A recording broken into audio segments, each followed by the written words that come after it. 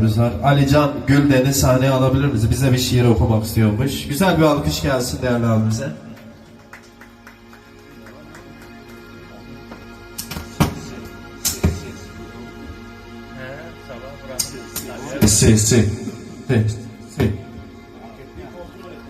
Çok teşekkür ederim Kur'an müessesesine. Gerçekten güzel bir şimal yıldızı.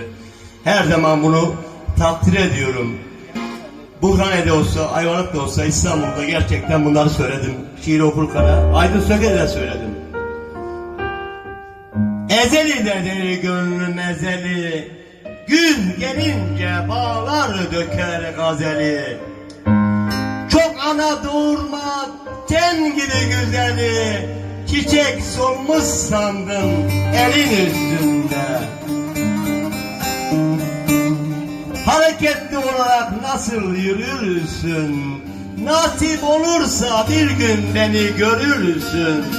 Vallahi sanırım bir tek canımsın, kemer vurdu sandım belin üstünde.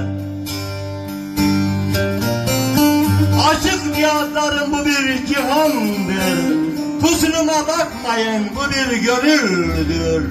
Aslımı sorar isen Mersin ilimdir, tatlı tatlı konuşalım sohbet üstüne. Dün gece dolaştım Mersin'in ıssız sokaklarını. Bir ben, bir de gölgem. Bütün sevgililer ayrılmıştı birbirinden. Mersin kahroluyordu kaderinden.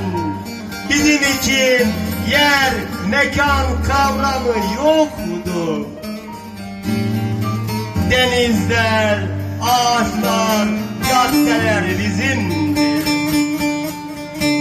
Deniz ıssız, caddeler sensiz olmuş be güzelim. Teşekkürler, saygılar, sevgiler efendim. Sağ olun, var olun. Buyurun. Ağzınıza ayrıca sağlık, kaleminize sağlık, şerefendinize sahnemize bir tane.